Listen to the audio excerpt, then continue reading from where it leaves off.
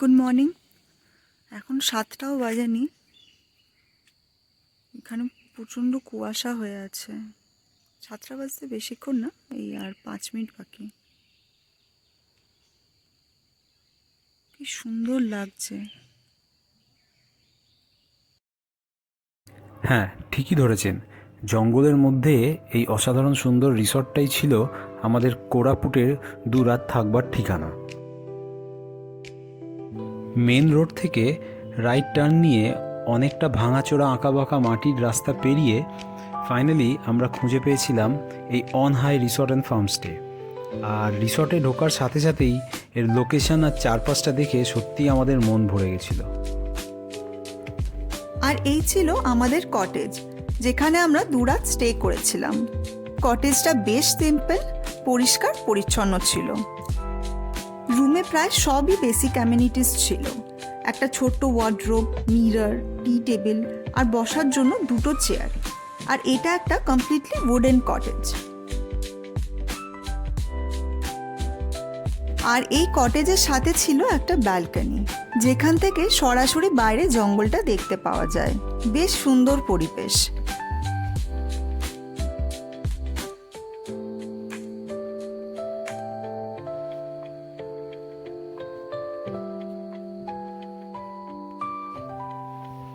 আর এই হলো attached bathroom. বাথরুমটা ছোট হলেও কিন্তু খুব নিট অ্যান্ড ক্লিন।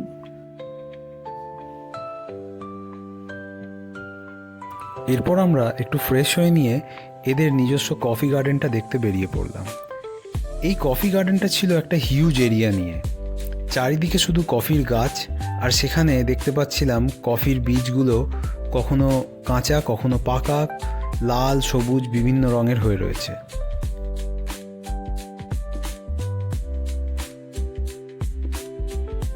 এই কফি গার্ডেনের ভেতরেই একটা রাস্তা আরও ভেতরে অনেকটা ডিপ জঙ্গলের দিকে এগিয়ে গেছে। আর এই সময়টা একটু একটু অন্ধকার হয়ে আসছিল, বেশ কিছুটা যেন গা ছমছমে পরিবেশ। সত্যি বলতে এটা বেশ ভালোই লাগছিল এই পরিবেশটা। আসলে এখানে লোকজন এতই কম যে এইরকম জঙ্গল বা এরকম গার্ডেন সত্যিই একটু অদ্ভুত লাগে। এই গার্ডেনটা এতটাই বড় ছিল যে পুরোটা পায়ে হেঁটে আমাদের দেখা পসিবল ছিল না, কারণ অন্ধকারও হয়ে আসছিল।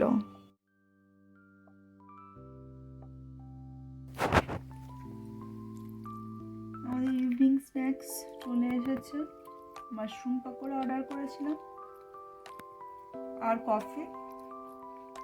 কফিটা এদের এখানকার নিজের প্লান্টেরই। হ্যাঁ, এ তো কফি প্ল্যান্টেশন হয়।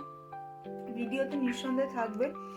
প্রচণ্ড বড় এরিয়া, আমরা তো পুরো জায়গাটা কভারও করতে পারি না। খানিকটা গেছিলাম, অন্ধকারও হয়ে এসেছিলো, আমরা আবার রিটার্ন ব্যাক করেছি। হ্যাঁ, মাশরুম পাকোড়াটা বেশ টেস্টি খেতে। এখানে ওরা কফি গ্রো করায় এবং তারপরে সেটাকে রোস্ট করা, তারপর সেখান থেকে কফি বানানো, সবই এখানেই করে এরা। তো এইটা হচ্ছে আমাদের সন্ধ্যেবেলার স্ন্যাক্স আজকে। এরপর চলে এলো ডিনার ঠিক সময়, আর আমরা জাস্ট ডাল, একটু পনির আর ভাত দিয়েই আজকের ডিনারটা সেরে নিলাম। একটু আউটস্কার্ট জঙ্গলের ভেতরে হওয়ায় এখানে খাবারের অপশান বেশি না থাকলেও খাবার দাবার বেশ ভালোই আর টেস্টি ছিল।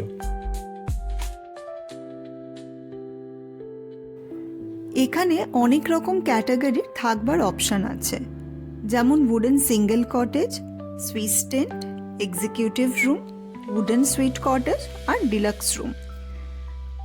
এবার আপনাদের বলি প্রত্যেকটা আলাদা আলাদা রুমের ট্যারিফ। উডেন সিঙ্গেল কটেজের ট্যারিফ ছিল 3500, যেখানে আমরা স্টে করেছিলাম।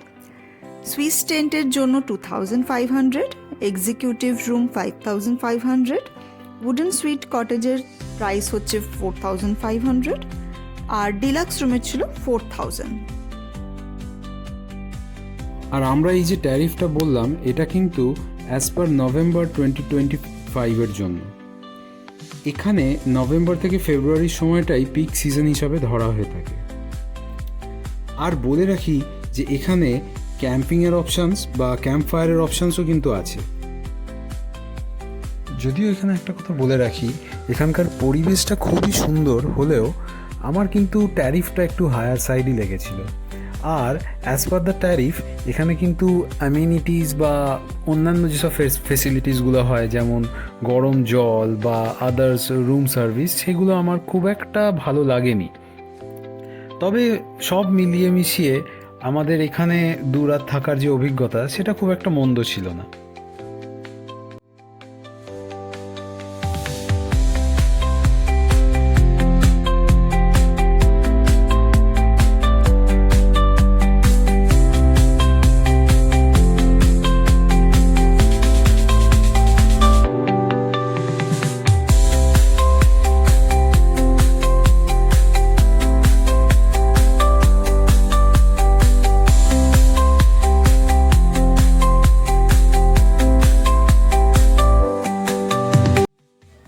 এই ছিল আমাদের অন হাই রিসর্টে থাকবার অভিজ্ঞতা। আর এটা কিন্তু কোনো প্রমোশনাল ভিডিও না। এখানকার কন্ট্যাক্ট ডিটেলস ডেসক্রিপশন বক্সে দেওয়া থাকলো। ভিডিওটা যদি ইনফরমেটিভ লেগে থাকে, please subscribe to our channel purple dreams.